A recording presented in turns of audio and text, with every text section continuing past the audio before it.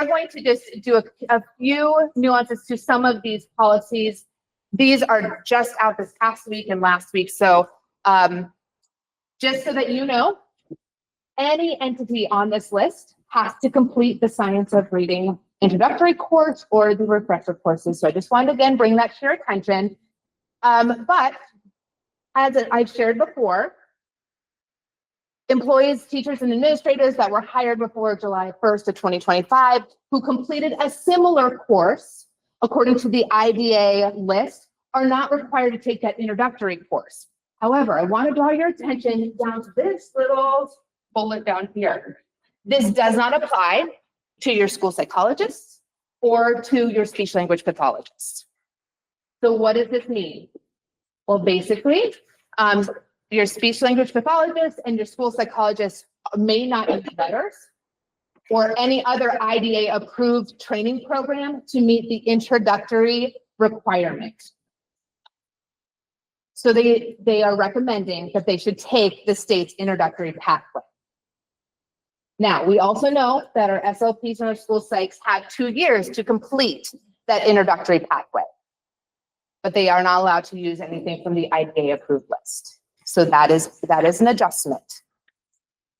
Yeah. Are they creating still a special one for SLPs and psychs like they talked about, or?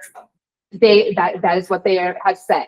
I don't want to give you like that. That's what they had promised, but I'm not sure if they're going to assign a certain system. Yeah. So once the introductory course is complete, teachers and administrators must complete the forthcoming refresher course in the Science of Reading within 5 years. And then that timeline, just so you know, that refresher course is on a timer. So once you take the refresher course, that 5 years starts again.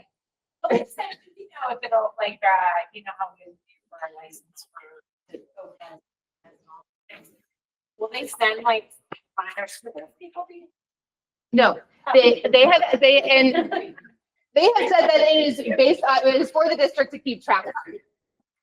I know that we have had lots of conversations in our office that it would be wonderful if it just was attached to their renewal. That would make sense, but that is not what they are asking. They are asking districts to keep local control over who has taken that. And when it has to be.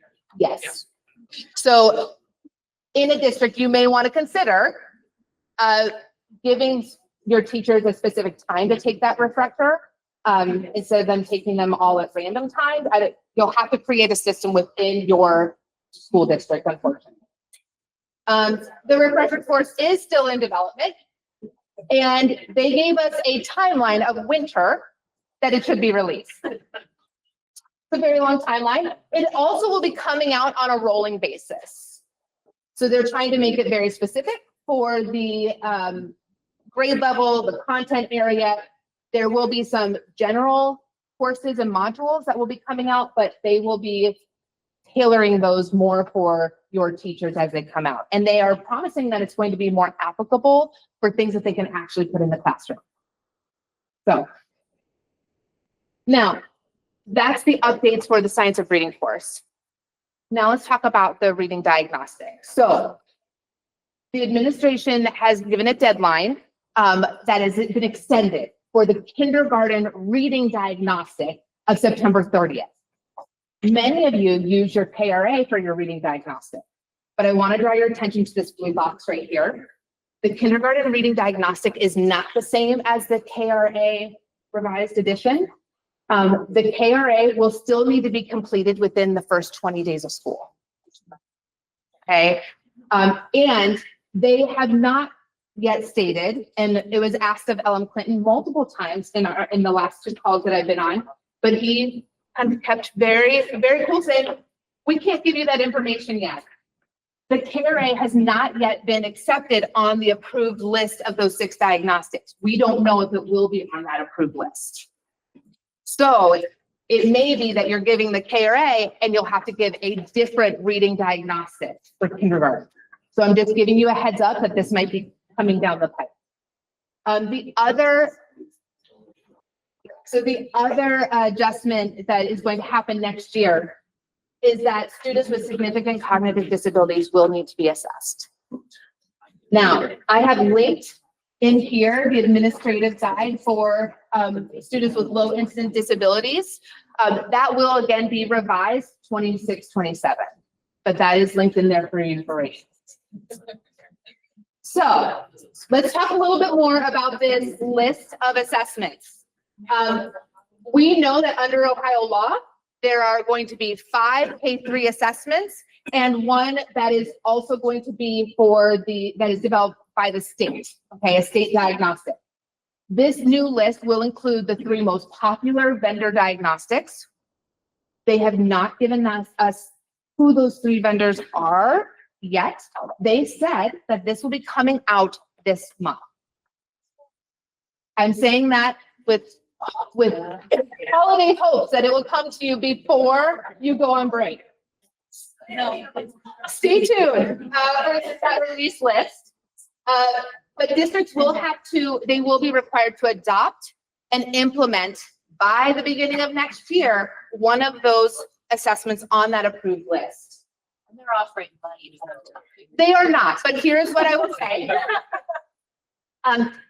Ellen Clinton did say that if you see that your district has assessments that are not on that list, you will want to contact your district's legal counsel so that you can figure out how to break those contracts with the people that you already have. That was his guidance. Yes. So I do know that on every call, they have mentioned that they are aware that districts need time to plan and budget for this. So I am really hopeful that we will see that list come out here shortly. This is the breakdown of what those 6 assessments will be. So the first 3 will again be the most popular reading diagnostics that are used statewide. Then you also have the ODU adopted reading diagnostic assessment that they created. And then there will be 2 other assessments added that will be based on a board panel that is reviewing those assessments. So you'll have 6 to choose from. One of the things that I wanted to also share with you, though, that kind of goes to your question, Natalie, is if you have disadvantaged pupil impact aid funds, these can be used for assessments. So they recommended that you talk to your treasurer and see if if these funds are available to you. I've also in the notes of this presentation linked the webpage so that you can read more about this, but this may be a way for you to pay for those assessments. And then you start finding it back. Yeah. That's what I'm just kidding. I can't fix all the problems. I'm just giving you. So yeah, so look in the notes for the webpage below, and then if you have any questions, you can also contact that email address as well. So KRA, the reading diagnostic, plus if you are assessing in kindergarten and mid-year. And that's what we're looking for. yes, but those should be, the diagnostic should be also able to be used for your kindergarten mid-year. Not if KRA isn't. Not if KRA is not used, right? So the reading diagnostic developed by September 30th could be our dyslexia. It could be. Okay. We'll just have to see. I don't know what the list will be, but hopefully they're gonna streamline some of those things. Yeah. Yeah, I'm waiting for the list to come out to see what we have to do next, but yeah. Now, just because they are wanting to keep that holiday gift giving going, there's gonna be a new learning management system next year as well. So when you go in to take modules, or if you're taking some classes with ODU, a new management system is coming your way. So I'm sure you're all excited about that one. And then I did print for you one example of the literacy tip sheets that they have. There are many tip sheets on there. Some are better than others, I'll be honest. But these are great ways that you might be able to share with families, conferences, so that they understand some of the things that are going on with their students. And I've given you the assessment one here, but check them out. They might be a resource for you. So I know it's not the most happy of news, but hopefully we will get some clarification in the coming weeks. So thank you very much. I hope you all have a nice holiday. You're in. All right, I'm gonna be quick today.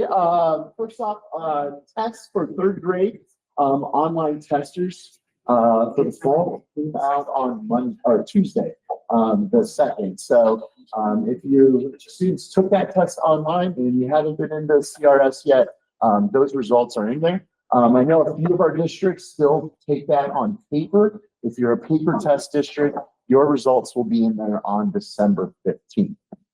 With that, the item analysis is ready to go. So if you want help with that, let me know. I'm happy to help you out with that. The directions, just as a quick reminder, I had someone reach out yesterday. It's like, hey, I started putting together the item analysis and it's not working. It's a different one for the fall ELA than the spring test that we've already done. So this is the link that will kind of walk you through how to do it for the fall. And that's just third grade reading that's in there. It's not all the subjects. So if you try to use the other template, it won't work for the third grade fall there. But it's all ready to go. And like I said, if you do need help with that, just let me know. I'm happy to help you put that. Okay. Some updates for multilingual learners. You can just read through these. I did add the live links to DEW for each of the 3 things on there. But Amanda mentioned the Wellness and Success Funds. Those funds, as a reminder, I know we've had Jason Scragg from DEW talk to the multilingual coordinators about those funds. There's a lot of usage you could use for your multilingual students with those funds as well. And in particular, because of everything that's happening right now in our country, there's a lot of trauma in our families. There's a lot of family separation. There's a lot of foster home placement now. There's all kinds of issues. Look at those funds. Get creative of how you can use those to support your multilingual learners. There's a lot of family engagement. Your families might need some supports too. Extra counseling, getting mentors for your students because they're dealing with so much trauma. Regardless of their status, and I don't want to imply anything politically or otherwise, but regardless of their status, they're feeling like there is an anti-immigrant, anti-multicultural, anti-multilingual sentiment. And so regardless of their status, they're feeling that pain. And so there's a lot of different ideas that you can use these funds for: counseling, therapy, mentorship, different small groups, before school, after school kind of meetings and things. So I just wanted to put that on your radar since I saw she brought that up.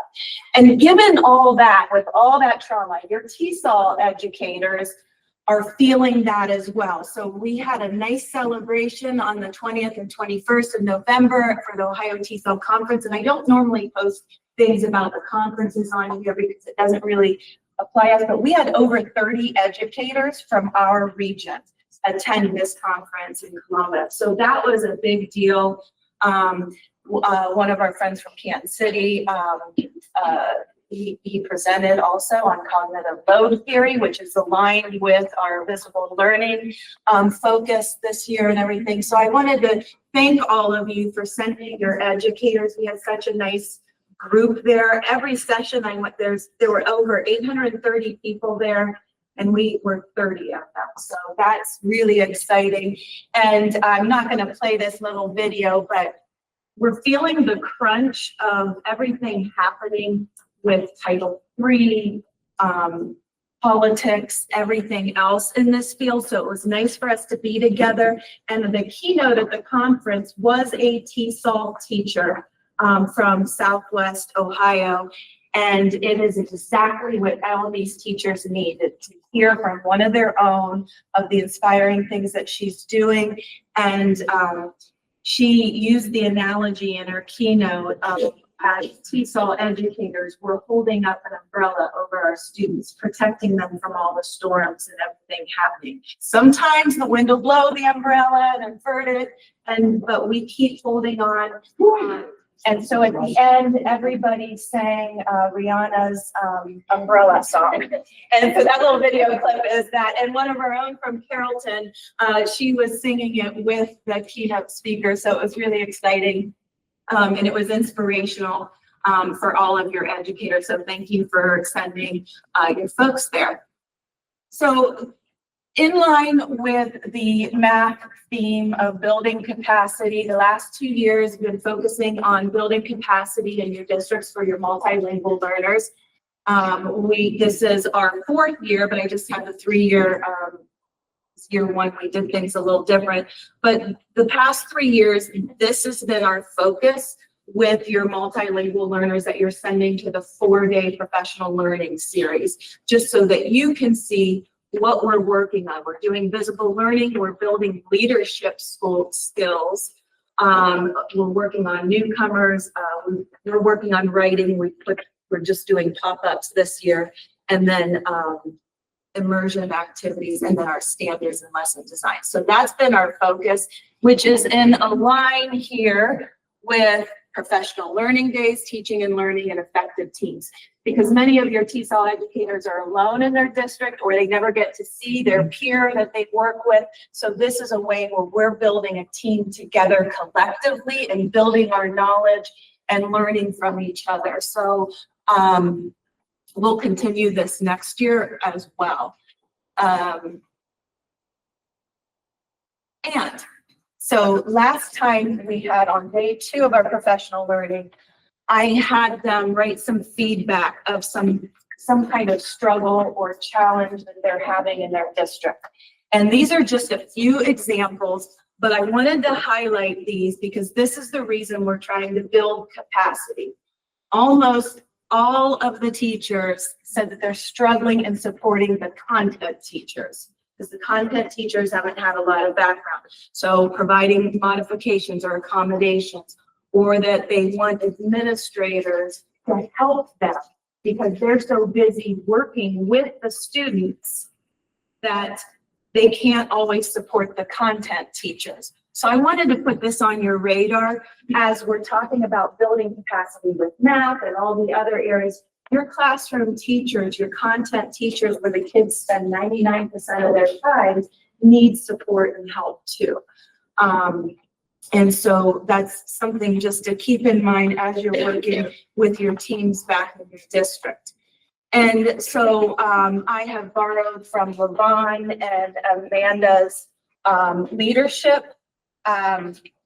leadership series or coaching series that they're doing. And I shared at the ILC last month that I MLE'd, Multilingual Learners of English, I MLE'd their leadership slide of what an MLE leader is not and what they are. But often when I got their feedback, the feedback was that they felt like they were doing everything that they shouldn't be doing. And there's a misperception out there that they are like aides or parapros or intervention specialists. But what's different from our MLE educators is that we have our own standards and we have an assessment. So your intervention specialists are supporting the content teachers, and they're often making those accommodations for the content teachers. And then there's that expectation that the MLE teachers are to do the same. But we have our assessment, we have our standards that we need to follow, and it shows up on our report card. So we need to hold that time, that English language development time, sacred for those students. And they can support the teachers, help coach with the teachers, but they shouldn't be doing the modifications of the teachers, because if you look back at the feedback, some of them, there were multiple ones about math. The math teacher just said, here, you do this. I don't know geometry. I don't know algebra 1. I don't know how to teach this. I was taught how to teach language and linguistics. The science, so there was a lot of content teachers, and they're like, I don't know the science, the student's not learning anything. And this is critical that we empower our classroom teachers and build that capacity of our classroom teachers, because what we find historically, our former MLE students outperform our never MLE students on state tests once they exit EL status, English learner status. Historically in Ohio, that's been the case. So often the thing is, yeah, but I got to get them to pass this test. can only get them to that point if they're learning English also. And so I know not all of our districts have TESOL educators, but you all have somebody designated to spend time with that teacher. And so when we meet on our professional learning days, it's building that capacity regardless. We have teachers with masters in TESOL, and then we have parapros. But we are all in the same page where we are bringing in our own expertise. And so in order to help your TESOL designated MLE teacher, TESOL, I'm using these interchangeably. In order to do that, we need administrative support.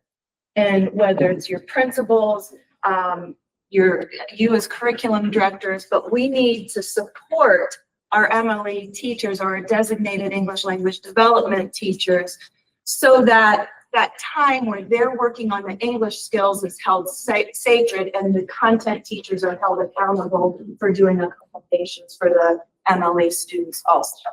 And so this aligns with the theme of our CD meetings, also building that capacity. So I just wanted to share that feedback from the teachers, because they're, you know, and that's why also it was so inspiring to go to that conference and have so many of us there.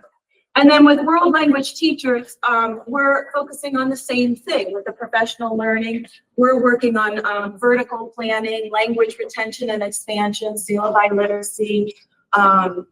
We had a teacher who was able to do some classroom visits on their professional learning day to other teachers, and the world language teachers were raving about that, about how helpful that was, and it's good for them when our PD days don't always really fit with language teaching, to be able to travel and visit another school and see another teacher in action really can make a big impact. And then for the teaching and learning, we're focusing on evidence-based strategies and visible learning, the book study, but also building effective teams, because within your world language teams, there is a divide of philosophy of how to teach languages. And so our book study is addressing that and how to bridge those and merge those. We're working on effective team building at our world language meetings to bridge that divide amongst your own teams. And so this is the name of the book, but this link here takes you to a podcast from the two authors. It's like an hour-long podcast. It gives you a summary in case you're interested or have a long drive commute. And thank you, all of you who filled out the world language survey. I introduced it at the last CD meeting, but the slide I put in the December meeting. So not only got that link, so I reintroduced it at the ILC, but I'm not sure everybody was there. So yesterday I sent out a reminder. I'm looking to collect all of that. It's not a judgment survey about your early learning programs or your syllabi literacy. It's just to learn and connect teachers with other teachers and districts, and see how we can work collectively to build our programs and keep them strong.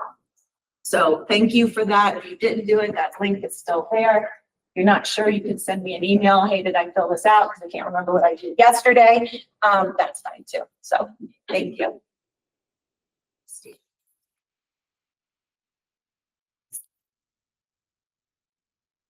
Hi, everyone. So happy holidays. Two things. In the highlighted area, there is one new document that came from the State for Gifted Ed, which is the approved assessment list. And then the highlighted in green, next week I'll be seeing gifted coordinators. On Thursday, we'll be talking about visual and performing arts assessment training that'll happen in January. And then I'll see the educators in January. We are continuing our Adjusting the Sail, learning about brain science. That's all I have. Mine is quick today. So, Tom. You're welcome. Thank you. So EVOS, just real some quick reviews. Everyone's got the data out now. And I mentioned this in some of my webinars, but SAS had all the data completed. It was all correct, submitted to the state well in time for the October release. The data was held in Columbus. So there was nothing wrong with the data. I know some people, I've gotten a couple emails asking if that was the delay. The delay has to do with our friends downtown. What, I'm not sure, but that's what's going on. Just a couple little things on the EVOS. You can actually go back a year in the teacher summary access to look at past, value added for teacher reports, especially if the teacher did not receive a report this year. Not sure how much that'll help, but you know, if you're trying to look for some things. There's some options now in the diagnostic reports. I know Brian and I were playing around with those, with the bar graphs and choosing different things. There's a lot you could do. You can almost get a little overwhelmed. So one of the things that I do when I work with the educators, I kind of hit the basics. And then if questions come up or I could feel, you know, just in the conversation, you know, we may move into something a little bit different. Teacher composites, which is also includes the effect size, just like on the report card. I will tell you, again, when I work with your educators, I skip composites altogether. I'm a firm believer that the composite is not going to give you anything for a teacher to make any sort of work on it. I'd rather go down to the bottom left and add multiple years to see trend data. And we've had some great conversations along those lines. And then the next thing, and the last thing I want to talk about, I've sent some emails out. It's the credentialing for CCP, because this got a little confusing. And it got confusing because of the way some things were released. So initially, when I talked about this, the 9 hours was a master's degree in something in only 9 hours. We had our CCP meeting and we had Becky and Tyrone from the Ohio Department of Higher Ed and Wendy from the ODEW on the meeting. I know a couple of you were there. If you remember, towards the end of their section, we talked about this in depth because we actually had multiple emails from the department saying different things. And even the director of higher ed was saying something. So we got clarification. And I've already received emails from multiple teachers from multiple districts. So that's why I wanted to put that out there. A teacher could be a CCP credentialed educator as long as they have a bachelor's degree and 9 hours of master's courses in that subject. Then they must complete the rest of their coursework within the 3 years, meaning they have to get a full master's degree and actually a TUSLA teacher emailed me that chemistry. He would have a master's in chemistry. Or if they have a master's and they have only 9 hours in the subject, they would need additional 9 hours. So there was some clarification there. Sarah Fiddler, a lot of you know Sarah over at Stark State. She and I were emailing during the meeting, like, that's not what they said in this other. So we got clarification. I put the date of 11/14 just so that you could see when it came out. Our universities know that, but if you're going to do it, make sure there's communication between the teacher and the university, the teacher and you, the teacher and the university where they're getting credentialed, and they're going to need a letter from the superintendent stating that they all support this, there's a plan, and they're going forward. What happens at the end of 3 years and they don't get it?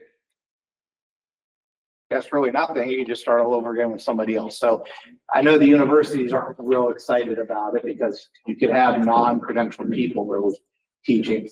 And I have not heard of any funds out there, but I did get a couple of emails of people like, hey, there's still funds related for getting credentialed. I haven't seen anything. Our grant is done. The last one we were involved in. We've saturated our area. Sometimes the state just want to give our area money, but we seem to come and you guys do a wonderful job of promoting and granting. So any questions on EBOS or all right. Don't forget, have your administrators check their OPES. It may expire just because we do OPES training late in the fall. So by the time you get the email, by the time you renew, it could be right about now. And it happens all the time. It's not a big deal. It's in the system. All right, in terms of science, we're starting to build our calendar for the second half of the school year in terms of science trainings. So I would link to the registration link. Right now, all you're seeing is completed trainings while we build that. So as you have needs, make sure that you reach out so that we can make sure that we get those included. And then make sure that teachers are aware of the SAM equipment request form. I'm finding more and more that teachers really are not aware of the capacity that we have in the SAM Center to service and provide materials for their classroom. And then Tom, I'm gonna let you talk a little bit about our grant. So the grant is doing well. We received our equipment that we purchased through the grant. We're working with Vernier, doohickeys. They're looking to be pushed out soon as they're replacing the old ones. Tiffany and I have a call next week with our second speaker. Richard Kern's basically filled, so if you need them, get on our wait list. But the next gentleman, Jonathan, we're meeting with him to kind of finalize some deals and some things with them. On the SAM equipment request form, those are listed as Vernier Lab Quests. If you search up doohickeys, you will not have the results. I bet you can change it to doohickeys. So, there are probes that can be connected to the API calculator, so that of course we want to there are some of those there. Yeah, Chris is always practicing with them upstairs. I mean, she's like, so teachers are using them and the ones that use them are loving them. It's just, we gotta get more The people. most to- popular ones are the motion detector ones. So I'm always playing with those upstairs to see what they'll work with and what they won't work with. Tiffany, do you want to talk a little bit about the educator network and how you were, one thing you're finding as you're sharing the materials? Yeah, so during our educator networks, I've been doing like kind of speed dating events with our materials, right? All over a bunch of materials. And I find teachers just are really not aware of the science and some of these. And I'm ending each meeting with a tour of the SAM Center and then letting teachers poke around. We're finding a lot of aha moments as they kind of open boxes and dig into that. And so I'm going to continue to offer that. But our comprehensive materials list is vast. I encourage you to check it out when you have an opportunity. On that comprehensive list too, she has by language, so there's a lot of materials in Spanish. So you can filter that way too, to look at what's available in Spanish. All right, great. Thank you. Thank you. All right, it is, guys, we're ahead of schedule. This is great. This is part of the gift that just keeps giving here. Yes. Yes. I need to add a little bit more, but I wanted to just clarify something before we go to collaborative. Is this part of Holiday Hope? Yes. Okay. Yes, I just looked back at my notes, and so I wanted to clarify, it was based on Angel's question about the SLPs in the school sites. So originally they talked about doing another list, but just on the most recent Read Ohio Policy Hour, they said that school sites and SLPs should take one of the introductory pathways that are already there. And that districts will be able to choose which pathway goes best with your school site or school or your speech language pathologist. So for example, if they do a lot of administrative work, then they might be able to do pathway F. If you feel like they're in the elementary all the time, we're going to have them do pathway A. So it is now up to you what pathway they would like to take. So I apologize for the misunderstanding of the information or miscommunication of the information, but I wanted to clarify that before we go to our collaborative holiday conversation. So, Thank you for the holiday hope, Amanda. All right. Just a quick reminder, guiding principles. We're going to today, I believe. These are a few topics you may want to consider or wherever the conversation takes your group. Math learning in your district, perhaps you want to talk about that with folks that are the same size district as you are. A current challenge you have in your district right now, building capacity in other content areas, or just other questions you have for those folks that are your peers in your like-sized districts. We're going to head back here at 10:15, okay? So we'll have conversation and we'll be back here to start at 10:15, okay? All right, let's break. Okay, hope that you were able to have a great conversation in your breakout rooms.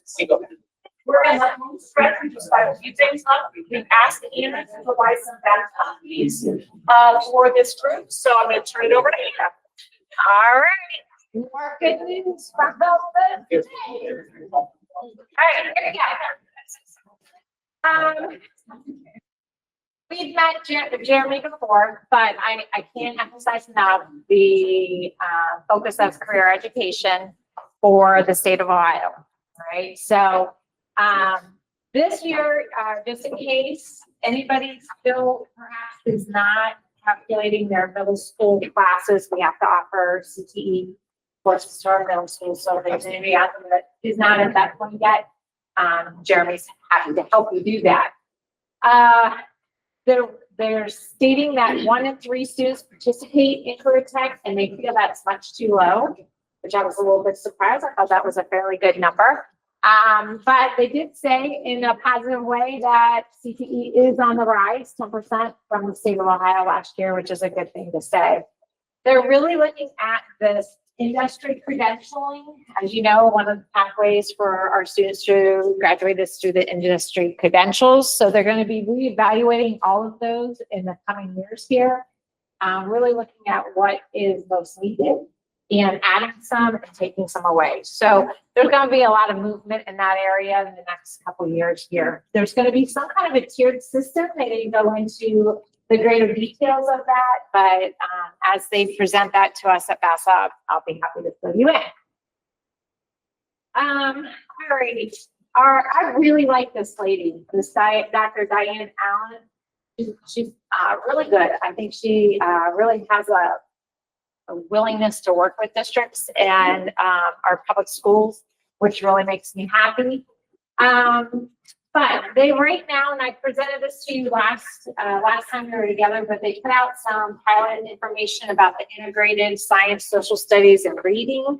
So I linked a lot of that for you. You can look at it at your own leisure. It's not going to be required. As I shared the last time, they used the top 3. This must be their thing. Pick 3. The top 3 in the state of Ohio. So the reading series benchmark wasn't on it. They're hoping to get more involved with greater numbers of publishers as they're working through this. She did say, though, you can imagine there are unlimited staffing. So I don't see that happening anytime real soon. Can I add to that? Yeah. That integrated curriculum course that is part of America 250, and it's part of a committee work from Ohio to help schools celebrate America's 250th birthday. So that's why it's optional. And we have information there for social studies. So it's part of the. No, absolutely. Please Thank you. fill in all the stuff you know. There is a big desire to do some different things with the standards for social studies, a lot more United States, a lot more local. So we'll be looking for changes in the, I would say, the near future. This was exciting, except for there was no details. There's going to be a deregulation bill coming very soon. And if you remember the meeting before this, they did ask for our input, what we'd like to see deregulated. So I'll be interested to see what happens. I'll keep you posted as soon as I know. I don't know. This is like, I'm like, seriously, this just continues to be a hot topic. And I'm like, okay. So I'm just letting you know. I just real back, I know you're tight with the people. Oh, I love the mediation. She's out the last. It's the state and I and he are like, you're like, really? I don't know if there is any more approved consultant to contact from me, but just so you know, I did contact OUW. Jim Tressel. Yeah, but I did contact OUW because of we have some powerful PE educators in our area, playing local. I mean, Absolutely. Ken, you know, we have Anna, Barry, and anyways, I asked them to come and speak for 10 minutes at one of my meetings. I had to fill out a 8-page survey on all the information, and they said they'll get back to me in 2 to 4 weeks. Oh, So hopefully in 2 to 4 weeks, they'll say, yes, I can come to a 10-minute virtual meeting. If I do, I'll let your phys ed teachers know because I want to talk about that. okay.